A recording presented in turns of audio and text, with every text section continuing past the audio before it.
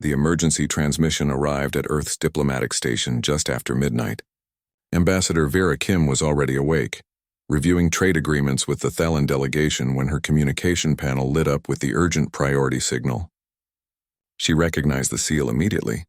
The Galactic Council only used this channel when something catastrophic was happening. She accepted the transmission, and the holographic display materialized above her desk, showing the worried face of Council Speaker Malthus, a being whose species had been part of galactic civilization for over 10,000 years. The speaker's voice carried a weight that made Vera sit up straighter in her chair. The Krell swarm had broken through the outer rim defenses. 12 star systems had gone dark in the past 3 weeks. Billions of lives lost.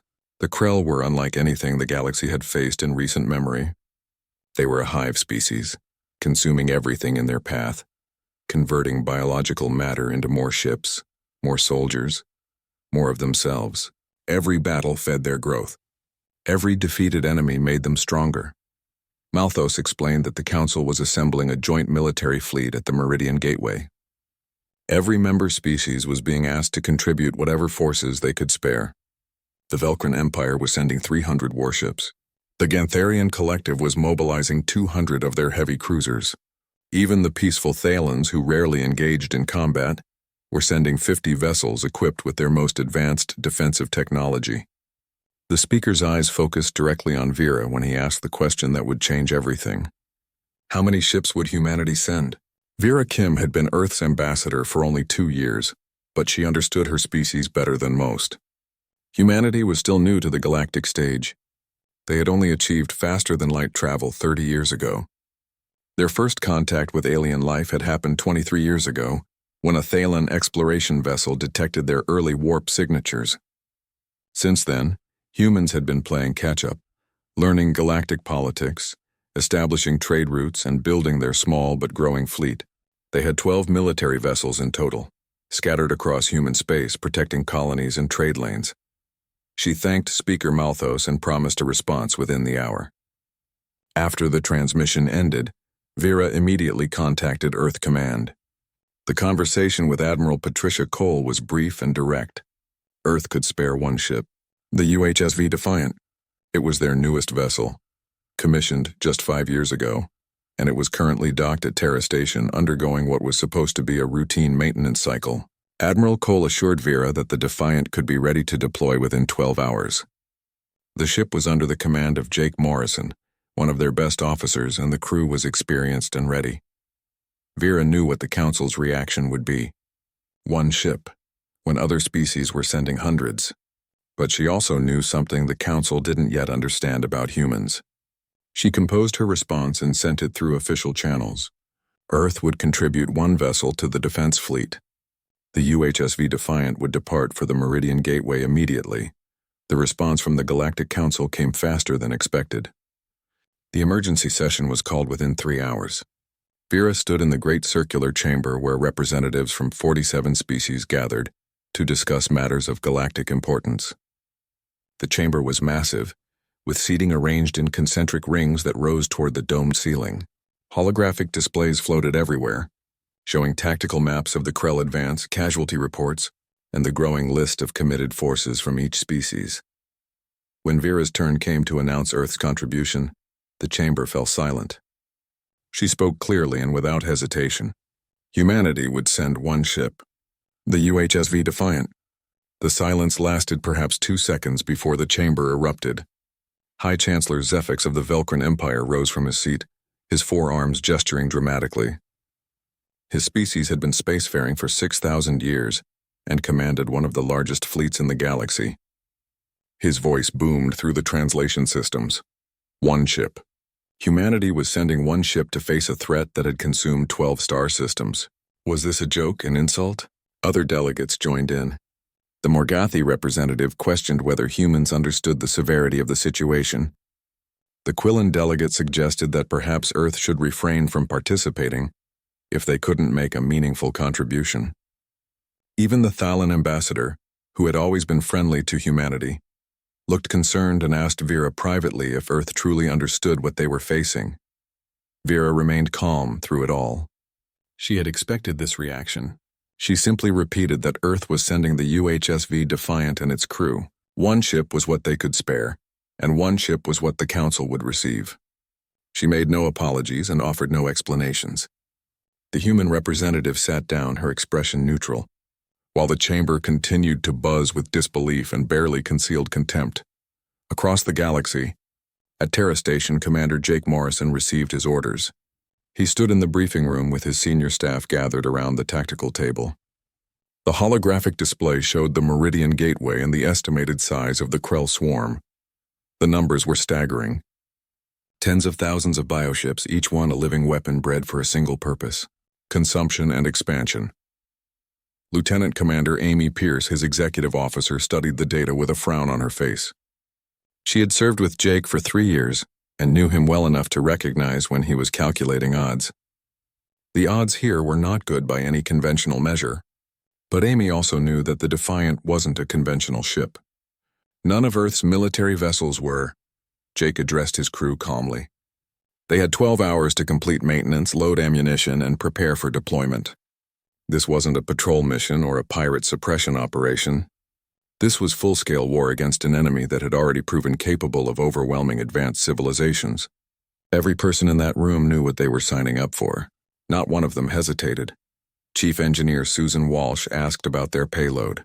Jake authorized full combat loadout, every missile pod filled, maximum railgun ammunition, tactical nuclear weapons armed and ready. The Defiant would go into this fight carrying everything she could hold. Susan nodded and headed immediately to engineering to begin preparations. Lieutenant Greg Hayes, their tactical officer, pulled up the known data on Krell bioships. The information was incomplete but concerning. The Krell vessels could regenerate damage, adapt to energy weapons, and coordinate perfectly through their hive mind. Standard tactics weren't working. The Allied forces were losing ships at an unsustainable rate. Greg looked at Jake and asked the question everyone was thinking. How were they supposed to make a difference when hundreds of alien warships were already struggling? Jake Morrison smiled, and it wasn't a pleasant smile. It was the expression of someone who knew something others didn't. He told his crew to trust in their training and their ship. The Defiant was built according to human engineering principles. She was designed with one core philosophy in mind: every ship must be able to stand alone if necessary. Because sometimes you don't get reinforcements. Sometimes you're all there is. The crew dispersed to their stations. Across the ship, 240 men and women began their preparations. Terra Station's docks came alive with activity as supply containers were loaded. Systems were checked and rechecked, and the Defiant's antimatter reactor was brought to full power. The ship's AI system, designated Oracle, ran through thousands of diagnostic checks, confirming that every system was operating at peak efficiency. 12 hours later, the UHSV Defiant detached from Terra Station and engaged her faster-than-light drives. The journey to the Meridian Gateway would take 4 days. When they arrived, they would join the largest military fleet ever assembled in this region of space. Thousands of ships from 17 different species, all united against a common threat. And among those thousands of vessels, one human ship, just one. The galaxy was about to learn whether that would be enough. The Meridian Gateway was unlike anything Jake Morrison had seen before. The massive space station served as a strategic jumping point between 3 major sectors of the galaxy. But today it wasn't the station that caught his attention. It was the fleet assembled around it. Thousands of warships from 17 different species filled the space around the gateway. Velcrin destroyers with their distinctive curved hulls and plasma batteries. Gantharian heavy cruisers that looked more like floating fortresses than ships. Thalen science vessels modified with weapons they never thought they would need to use. Morgathi carriers that launched swarms of fighter craft. Quillen frigates with their unusual triangular designs. And then there was the Defiant. 800 meters of human engineering that looked almost primitive compared to the elegant curves and exotic designs of the alien vessels. The human ship was angular and utilitarian. Every surface had a purpose. No wasted space. No decorative elements. Just weapons, armor, engines, and the systems to make them all work together. As the Defiant approached the rally point, Jake could see the other ships keeping their distance. Whether it was contempt or just standard spacing protocols, he couldn't tell. Probably both. The fleet command structure was already established by the time they arrived. Admiral Volkos, a Gantharian with 4 arms and a military career spanning 60 years, was the Supreme Commander. The command hierarchy placed species based on the size of their contribution. The Velkrin held the second command position, the Thalans third. Humanity was listed dead last. When Jake received his tactical assignment, he understood immediately what the other commanders thought of his ship. The Defiant was placed in the rear reserve position. They would guard the support vessels and supply ships. They would stay out of the way while the real military forces handled the actual fighting. Amy Pierce read the orders with barely controlled frustration. 3 years at the academy, 5 years of combat training, 2 years serving on the Defiant, all of it so they could babysit supply freighters while alien crews fought and died. She looked at Jake, waiting for him to protest the assignment. But the commander simply acknowledged the orders and directed the Defiant to its assigned position. Amy knew that look on his face. Jake was planning something. He always was. The fleet didn't have to wait long. Long-range sensors detected the Krell swarm approaching the Valon system from deep space. The tactical displays showed what looked like a dark cloud moving through the void. Except this cloud was composed of living ships. Tens of thousands of them. Each bioship was unique, grown rather than built, engineered through centuries of selective breeding and genetic manipulation. Some were small and fast like fighter craft. Others were massive creatures the size of Gantharian cruisers. All of them were hungry. Admiral Volkos organized the fleet into a defensive formation. The heavy cruisers formed the main line. Destroyers and frigates provided mobile support. Fighters and interceptors spread out to screen against the smaller Krell organisms. The command was simple. Hold the line. Don't let the Krell reach the Valon colonies. Billions of lives depended on the fleet's success. The Krell hit them like a wave crashing against rocks. The first contact happened at the edge of the system. Velkrin destroyers opened fire with plasma batteries that could melt through conventional armor in seconds. The bolts of superheated matter struck Krell bioships and tore through them. For a moment it seemed like the battle would be quick, but then the Krell adapted. Their organic hulls shifted, developing heat-resistant layers. The plasma that had been so effective moments before now did minimal damage. The Krell kept coming. Gantharian cruisers switched to kinetic weapons. Mass drivers that launched solid projectiles at incredible speeds. These worked better. The Krell couldn't adapt to simple physics. A chunk of metal moving at a significant fraction of light speed would punch through anything organic. But there were so many Krell. For every bioship destroyed, 3 more took its place. The swarm wasn't trying to win through superior tactics. They were winning through sheer overwhelming numbers. The Thalan vessels tried a different approach. Energy shields and defensive screens. Their ships formed protective bubbles that the Krell couldn't easily penetrate. But the bioships learned quickly. They swarmed individual Thalan cruisers, dozens of them attacking a single target, overloading the shields through sustained assault. When the shields fell, the Krell tore into the ships with acidic projectiles that ate through hulls like paper. Jake watched the battle from the Defiant's bridge. The tactical display showed the situation deteriorating faster than anyone expected. The Allied fleet was losing ships. A Velkrin destroyer exploded as Krell organisms penetrated its reactor core. A Gantharian cruiser went dark, its power systems failing after sustaining too much damage. Fighter craft were being overwhelmed by the smaller Krell organisms. 3 hours into the engagement and the Allied forces had lost nearly 1/5 of their ships. Lieutenant Greg Hayes monitored the Krell tactics from his station. The hive mind was learning from every exchange. Every weapon the Allies used, the Krell adapted to within minutes. Energy weapons became less effective. Missile guidance systems were jammed by organic interference. Even the fighter pilots reported that the Krell were predicting their attack patterns. This wasn't just a mindless swarm. This was an intelligent, adaptive enemy that got smarter with every minute of combat. Susan Walsh stood in engineering, watching the power levels with growing impatience. The antimatter reactor was running at minimal output. All their weapon systems were charged and ready. The crew was at battle stations, but they sat in the rear of the formation, doing nothing while their allies died. She contacted the bridge and asked Jake when they were going to join the fight. His response was calm. Wait for the right moment. It was coming. That moment arrived when a cluster of Krell bioships broke through the main defensive line. A coordinated assault by what looked like several hundred organisms punched a hole in the Gantharian formation. The Krell didn't go after the warships. They went after what was behind them. The support vessels, the supply ships. the medical frigates, and the single human vessel that everyone had forgotten about. Admiral Volkos's voice came over the fleet channel, ordering reserve units to intercept the breakthrough. But the reserve units were scattered and out of position. The Krell would reach the support vessels in minutes. Jake Morrison had been waiting for this.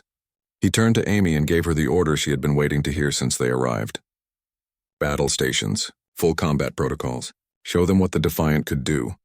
The human ship's power signature suddenly spiked.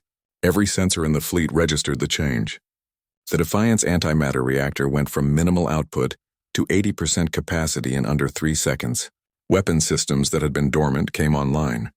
Hull panels slid open, revealing gun ports and missile tubes that the alien observers didn't know existed. The ship's configuration shifted as armor plates moved into combat positions. The Defiant transformed from a simple warship into something entirely different. Amy Pierce brought the ship about, pointing the bow directly at the incoming Krell swarm. Greg Hayes armed every weapon system they had: railguns, missile pods, point defense lasers, tactical nuclear warheads, everything. Susan Walsh routed maximum power to weapons and shields, pushing the systems right to their designed limits. The crew of 240 men and women prepared to show the galaxy what human engineering could accomplish. Jake Morrison opened a channel to the fleeing support vessels. His voice was steady and confident. All civilian ships were ordered to move behind the Defiant's position. The human vessel would handle the Krell breakthrough. He could almost feel the disbelief from the alien crews. One ship was going to stop several hundred Krell organisms. But they didn't have any better options. The support vessels altered course, putting the Defiant between themselves and the approaching swarm. The Krell bioships closed the distance rapidly. Their organic forms pulsed with bioluminescent patterns as they communicated through the hive mind. They had learned to handle plasma weapons and kinetic weapons and energy shields. They had adapted to every tactic the Allied fleet had used. Now they were about to encounter something new.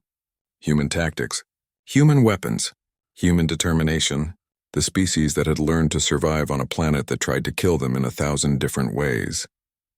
The species that had gone from wooden sailing ships to faster-than-light travel in just 500 years. The species that built every single vessel as if it might have to fight alone. The Krell were about to receive an education, and the rest of the galaxy was about to witness what happened when humanity said enough. The first railgun shot traveled at 30% the speed of light. The tungsten rod was just a simple piece of metal, nothing exotic or complex, but it carried kinetic energy that turned it into a weapon of devastating power. It struck the leading Krell bioship dead center and passed completely through the organism. The bioship didn't explode. It didn't burn. It simply ceased to exist as a functioning entity. The entry hole was small, but the exit wound took half the creature with it. The Krell organism tumbled through space, already dead, its biological systems unable to comprehend what had just happened. Greg Hayes didn't wait to see the result. He was already firing the second railgun, and the third, and the fourth.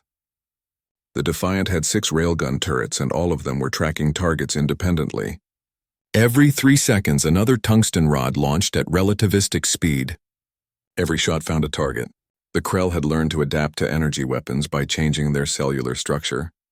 They had learned to regenerate damage by redirecting biological resources. But they had no defense against simple physics. Kinetic energy didn't care about adaptation. Mass times velocity equaled destruction, and there was no evolving past that basic equation. The Krell swarm tried to scatter, their hive mind recognizing the threat. But the Defiant's targeting systems were faster. Oracle, the ship's artificial intelligence, tracked every organism in the breakthrough cluster. The AI calculated trajectory, speed, and attack patterns for all several hundred targets simultaneously. No biological mind could process information that quickly. Even the Krell hive mind, distributed across thousands of organisms, couldn't match the raw computational power of a dedicated artificial intelligence working at full capacity. Amy Pierce monitored the shield systems as Krell projectiles began hitting the Defiant. The bioships were firing back now, launching acidic compounds and biological missiles that could eat through conventional armor. But the Defiant's shields weren't conventional. They were layered energy barriers powered by an antimatter reactor that produced more energy than most alien species considered safe. The first layer absorbed kinetic impacts, The second layer dispersed energy weapons. The third layer was a thermal barrier that vaporized anything biological that got too close. The Krell projectiles hit the shields and simply disappeared, unable to penetrate the defensive systems. The missile pods opened next. Each pod contained 20 smart missiles, and the Defiant carried 40 pods. 800 missiles launched in a coordinated wave. But these weren't simple explosives. Each missile had its own guidance system and basic AI. They communicated with each other, forming attack patterns on the fly. Groups of 5 or 6 missiles would target a single Krell bioship, hitting it from different angles simultaneously. The Krell tried to intercept them, but the missiles were too fast and too smart. They dodged, weaved, and adjusted their approach in real time. The explosions lit up space like a chain of dying stars. Each missile carried a conventional warhead designed to fragment on impact, sending shrapnel through organic tissue. The Krell bioships didn't have traditional armor plating. They relied on thick organic hides and regeneration, but regeneration takes time, and the missiles didn't give them that time. A bioship would get hit by one missile, then another, then 3 more in rapid succession. The accumulated damage was more than any organic system could handle. Jake Morrison watched the tactical display with satisfaction. In the first 5 minutes of engagement, the Defiant had destroyed over 80 Krell organisms. The breakthrough cluster that had seemed so threatening was being systematically eliminated. But he knew this was just the beginning. The main Krell swarm had noticed what was happening. He could see the hive mind adjusting, redirecting more organisms toward the human ship. Good. That meant they were pulling pressure off the main Allied fleet. Susan Walsh's voice came through from engineering. The antimatter reactor was performing perfectly. Power output was stable at 82%. All weapon systems had sufficient energy. The railguns could fire continuously for another 40 minutes before they needed to cycle down for cooling. Missile reserves were at 68%. Point defense systems were operating at maximum efficiency. The Defiant was built for sustained combat, and she was proving it. Lieutenant Carlos Rivera at Communications was receiving transmissions from across the Allied fleet. The alien commanders were watching the Defiant's performance with growing disbelief. The Velcrin Tactical Channel was broadcasting questions about the human weapon systems. The Gantharian fleet was demanding to know how one ship was accomplishing what their entire battle line had struggled with. Even Admiral Volkos had opened a direct channel to the Defiant, asking Jake what other capabilities his ship possessed. Jake ignored most of the communications. He had a battle to fight. The Krell were adapting their tactics, trying to overwhelm the Defiant through sheer numbers. More bioships broke off from the main swarm, heading toward the human vessel. Jake counted at least 300 new contacts. The hive mind was learning that this single ship posed a significant threat. They were going to try to eliminate it before it could do more damage. Amy Pierce saw the incoming wave and adjusted shield distribution. She reinforced the forward shields, knowing that was where the heaviest assault would come. The Defiant's power systems allowed for dynamic shield management. They could shift energy from one section to another in milliseconds, something most alien vessels couldn't do because their power distribution systems were too slow or too limited. Greg Hayes switched tactics. The railguns were excellent for precision kills, but this was going to be a close-quarters fight. He activated the point defense network.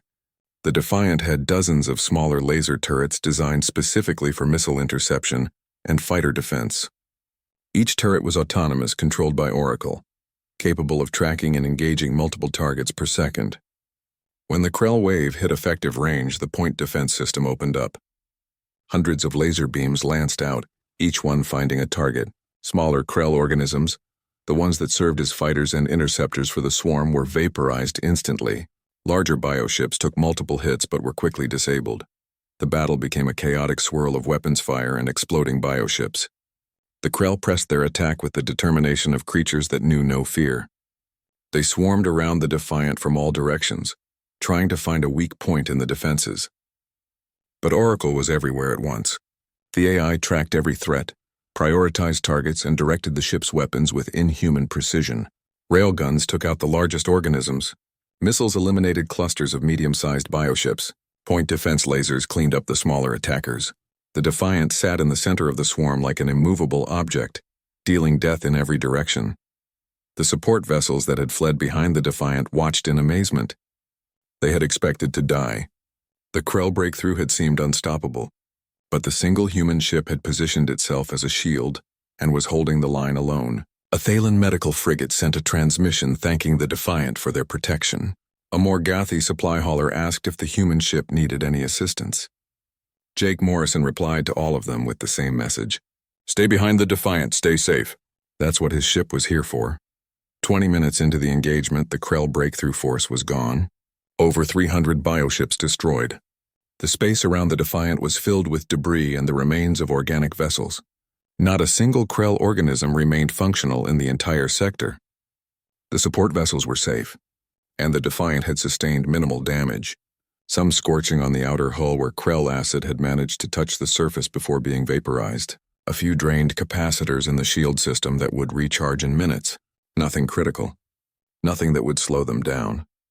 Admiral Volkos's voice came over the command channel again. This time there was no confusion in his tone. There was respect. The Gantharian admiral acknowledged that he had underestimated the human vessel. He asked, with what sounded like genuine humility, if Commander Morrison would be willing to assist the main battle line. The Allied fleet was still losing ground against the main Krell swarm. They needed help. They needed what the Defiant could provide. Jake Morrison looked at his crew. Amy was already plotting a course to the front lines. Greg was checking ammunition reserves and weapon status. Susan had the reactor ready to go to full power if needed. Carlos was coordinating with the Allied fleet, preparing to integrate the Defiant into their tactical network. His crew was ready. His ship was ready. And the galaxy was about to see that one human vessel could change the course of an entire battle. Jake opened a channel to Admiral Volkos. The Defiant was ready to assist. They would move to support the main line immediately, but they would do it their way. Human tactics, human weapons, human determination. The Admiral agreed without hesitation. At this point, he would take any help he could get, especially if that help came from a ship that had just single-handedly destroyed a Krell breakthrough force. The Defiant's engines flared bright blue as the ship accelerated toward the front lines. Behind them, the support vessels were safe. Ahead of them, the main battle raged on. The Allied fleet was fighting hard but losing slowly. The Defiant reached the main battle line just as a Gantharian cruiser took critical damage.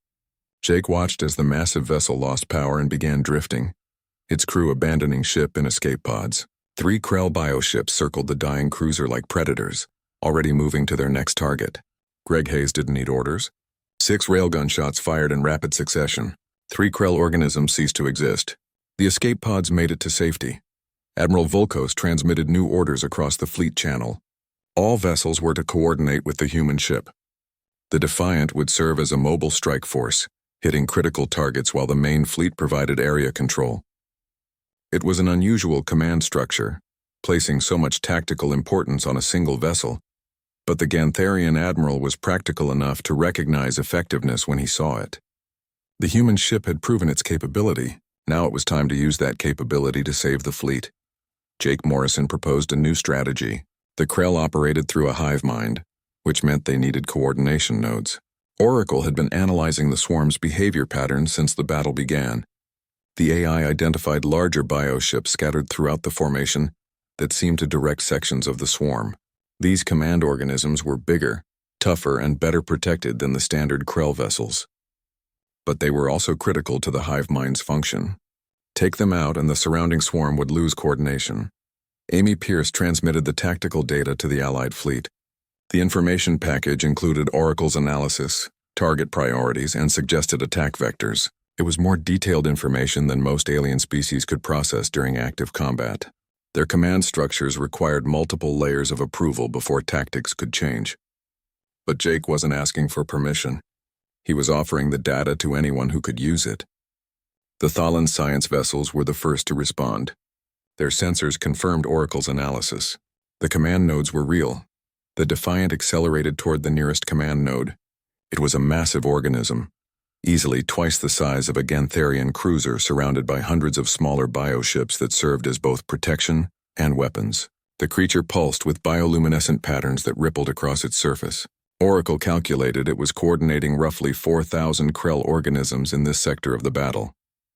Destroying it would create chaos in a significant portion of the swarm. Greg Hayes armed the heavy missiles. These were different from the smart missiles they had used earlier. These were bunker busters designed to penetrate hardened targets before detonating. Each missile carried a shaped charge that would focus the explosive force in a single direction. They were meant for destroying fortified positions and heavily armored ships. A Krell command node qualified as both. The protective swarm of bioships moved to intercept the Defiant. They formed a living wall between the human vessel and their command node. It was a defensive tactic the hive mind had used successfully against other allied ships. Overwhelm the attacker with numbers before they could reach the high-value target. But the Krell had never faced an opponent quite like the Defiant. Susan Walsh diverted additional power to the forward shields. The Defiant wasn't going to fight through the protective swarm. It was going through it. Jake gave the order and Amy pushed the engines to maximum. The human ship accelerated directly at the wall of bioships, weapons firing continuously. Railguns cleared a path. Point defense lasers vaporized anything that got too close. Missiles streaked ahead, detonating among the densest clusters of organisms. The impact was spectacular. The Defiant hit the protective formation like a hammer. Bioships exploded against the shields. Organic matter splattered across the energy barriers and was instantly vaporized by the thermal layer. The ship shook from the impacts, but Oracle had calculated the vectors perfectly. The Defiant punched through the defensive wall, leaving a trail of destroyed organisms in its wake. Now they had a clear shot at the command node. Greg Hayes fired all 6 heavy missiles simultaneously. The command organism tried to evade, its massive bulk shifting in space, but it was too large and too slow. The missiles struck in sequence, each one penetrating deep into the bioship's core before detonating. The internal explosions were devastating. The command node convulsed, its bioluminescent patterns going chaotic then dark. The creature died, and with it, the coordination of 4,000 Krell organisms collapsed. The effect was immediate and visible. The section of the swarm that had been operating with deadly precision suddenly became confused. Bioships collided with each other. Attack formations fell apart. The hive mind's local network had been severed. The remaining organisms still fought, but without coordination, without strategy. They were dangerous but no longer overwhelming. The Allied vessels in that sector pressed their advantage, destroying the disorganized Krell with focused fire. Admiral Volkos saw the results and immediately updated the fleet strategy. All ships were ordered to target the command nodes identified by the Defiant's AI. The Velkrin fleet redirected their heavy destroyers. The Morgothi carriers launched fighter wings to screen for their attack runs. Even the battered Gantharian cruisers formed up for coordinated strikes. The human ship had shown them the enemy's weakness. Now the entire fleet would exploit it. Jake Morrison didn't wait for the Allied fleet to organize. Oracle had identified 4 more command nodes within striking distance. The Defiant was already moving toward the second target. This command organism had learned from the first one's destruction. It was retreating deeper into the swarm, surrounding itself with even more protective bioships. The hive mind was adapting, trying to keep its critical nodes safe from the human threat. Amy Pierce plotted an intercept course that would bring them through the least defended approach vector. It meant traveling through a dense field of smaller Krell organisms, but the point defense system could handle them. Carlos Rivera coordinated with a group of Thalan vessels that were moving to support the Defiant's attack. The Thalans couldn't match the human ship's firepower, but their energy shields could provide additional protection. It was the first real cooperation between human and alien forces in the battle. The combined force hit the second command node from 2 directions. The Defiant came in fast and aggressive, drawing the attention of the protective swarm. The Thalan vessels approached from the flank, their shields absorbing punishment while their weapons chipped away at the bioship defenders. Greg Hayes waited for the perfect moment, when the command node's attention was split between threats, then fired another volley of heavy missiles. The second command organism died just like the first. 2 command nodes down, another 8,000 Krell organisms without coordination. The tide of battle was shifting. The Allied fleet was no longer being pushed back. The line was holding. In some sectors they were even advancing.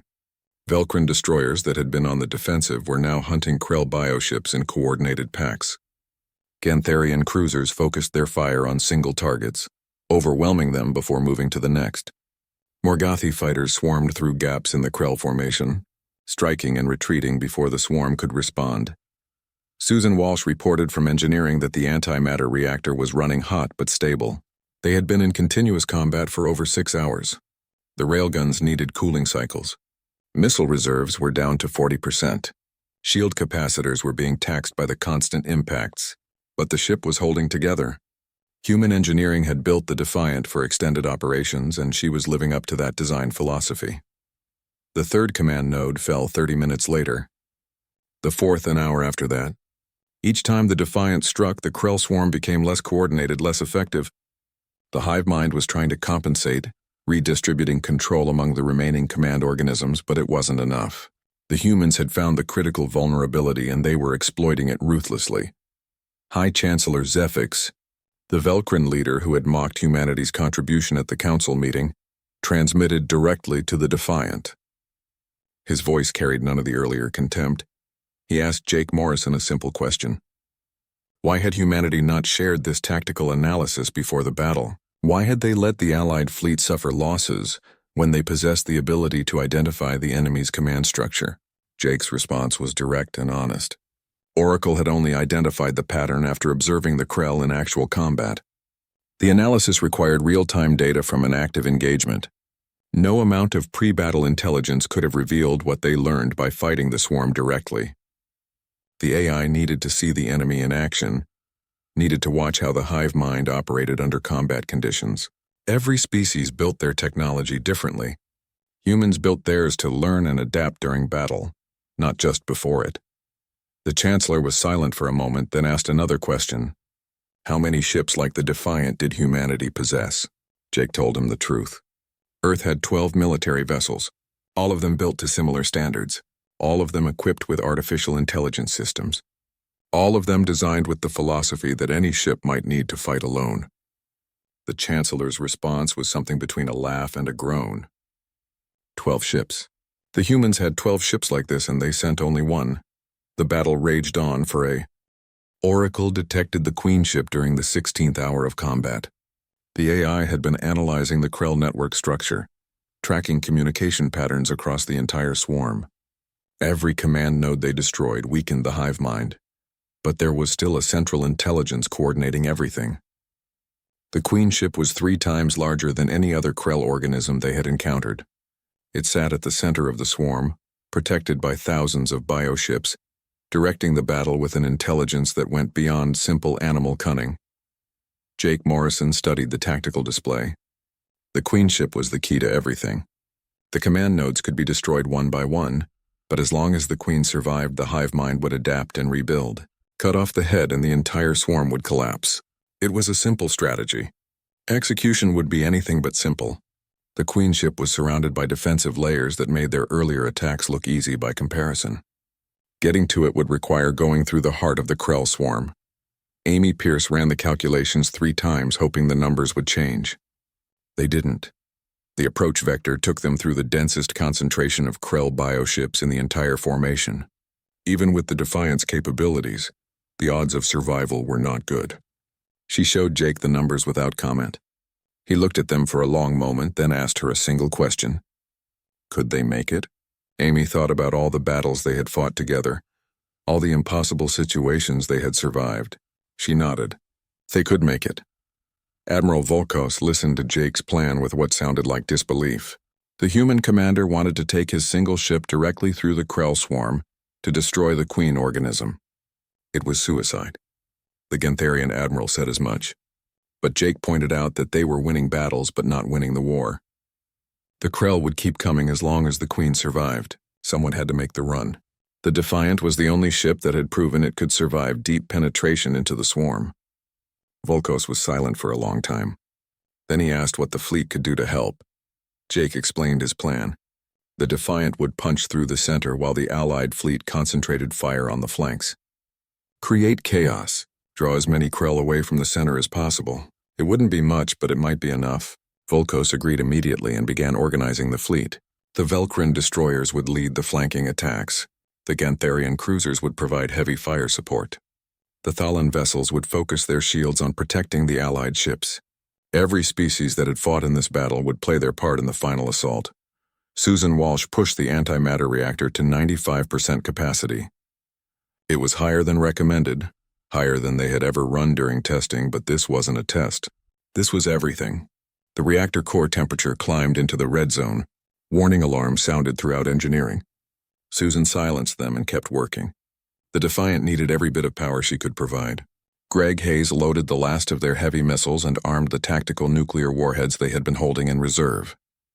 Amy Pierce configured the shields for maximum forward protection, knowing they would take tremendous damage on this run. Carlos Rivera opened channels to every Allied ship, coordinating the attack timing down to the second. The Allied fleet struck first. Thousands of warships opened fire simultaneously on the Krell flanks. Plasma batteries, kinetic weapons, missiles, and energy beams lit up space in a display of coordinated destruction. The Krell swarm reacted exactly as predicted, pulling forces away from the center to defend against the flanking attacks. It wasn't much of an opening, but it was enough. The Defiant accelerated toward the gap. The human ship hit the swarm at full speed. Railguns fired continuously, each shot taking out a bioship before it could react. Missiles launched in waves, clearing the path ahead. Point defense lasers created a sphere of destruction around the vessel, vaporizing anything that got too close, but there were so many Krell. For every organism destroyed, 2 more took its place. The swarm pressed in from all sides, trying to overwhelm the human ship through sheer mass. The impacts against the shields were constant. Bioships rammed themselves against the energy barriers, sacrificing themselves to drain the Defiant's power reserves. Acidic projectiles splashed across the shields in waves.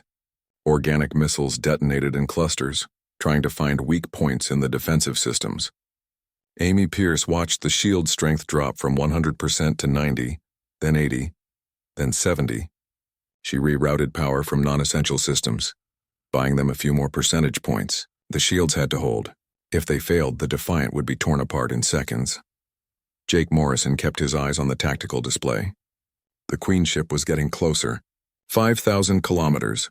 4,000. 3,000. The Krell defenders were getting thicker, more desperate. The hive mind knew what the humans were trying to do. Every bioship in range was converging on the Defiant, trying to stop them before they could reach the Queen. Greg Hayes kept firing, but ammunition was running critically low. The railguns were overheating. The missile pods were almost empty. They were running out of time and resources. Susan Walsh's voice came over the internal comm. The reactor was at 98% and climbing. She couldn't promise it would stay stable much longer. Jake told her to hold it together just a little longer. Just until they reached the Queen. Susan laughed, a slightly manic sound, and promised to keep the reactor from exploding until after they fired their last shot. It was the best Jake could hope for. 2,000 kilometers. The Queen ship was massive, dominating the tactical display. It pulsed with bioluminescent patterns that rippled across its surface in complex waves. This was the mind behind the entire swarm, the intelligence that had consumed 12 star systems and billions of lives. Around it, a protective sphere of Krell bioships formed a living shield. Thousands of organisms, all willing to die to protect their Queen. The Defiant would have to go through all of them. Amy Pierce made a decision. She dropped the rear shields completely, routing all that power to the forward barriers. They weren't going back anyway. Either they destroyed the Queen ship or they died trying. The forward shield surged to maximum strength just as the protective sphere of Krell defenders hit them. The impact was like flying into a wall. Bioships exploded against the shields in a continuous chain of detonations. The Defiant shuddered and groaned, hull plating screaming under the stress. But the shields held 1,000 kilometers. Greg Hayes had 4 heavy missiles left and 6 tactical nuclear warheads. He armed them all and locked targeting on the Queen ship. The targeting solution was perfect. Oracle had calculated the exact weak points in the creature's organic structure. The missiles would penetrate deep before detonating, and the nuclear warheads would finish what the conventional weapons started. He waited for Jake's command. 500 kilometers. The protective sphere was thinning. The Defiant had punched through most of the defenders. The Queen ship was trying to move, its massive bulk accelerating slowly away from the human vessel. But it was too large and too slow. There was no escape. Jake Morrison looked at his crew, these men and women who had followed him into hell without hesitation. He was proud of every single one of them. He gave the order. Fire everything. 10 missiles launched simultaneously. The Krell defenders tried desperately to intercept them, but there were too many coming from too many angles. The missiles struck the Queen ship in sequence. The conventional warheads penetrated deep into the organic mass. Then the nuclear weapons detonated. The explosions were massive, tearing through the Queen ship's core. The creature's bioluminescent patterns went wild, flashing in what might have been pain or rage or simple system failure. The Queen ship convulsed, its massive body tearing itself apart from the internal damage. Then it went dark. The Queen was dead. The effect on the swarm was immediate and catastrophic. Throughout the Krell formation, bioships stopped fighting. The hive mind had been severed at its source. Without the Queen's intelligence directing them, the organisms lost all coordination. Some simply drifted in space. Others turned on each other in confusion. A few tried to flee. The Krell swarm, which had seemed unstoppable just hours ago, collapsed into chaos. The Allied fleet didn't waste the opportunity. They pressed the attack, destroying the leaderless Krell organisms with ruthless efficiency. Without coordination, without the hive mind guiding them, the bioships were just animals. Dangerous animals, but no longer an existential threat. The battle turned from a desperate defense into a systematic cleanup operation. The Defiant limped away from the Queen ship's remains. The shields were down to 12%. The reactor was still running at 98%, and Susan was practically begging to power it down before something critical failed. The hull had taken damage in a dozen places. They were out of missiles, low on railgun ammunition, and running on backup power for half their systems. But they were alive. The crew was alive, and they had won. Admiral Volkos transmitted to the entire fleet. The Krell Queen was destroyed. The swarm was collapsing. The Valon system was saved. And all because one human ship had shown them how to fight, shown them where to strike, shown them that victory was possible. The Gantharian admiral ordered the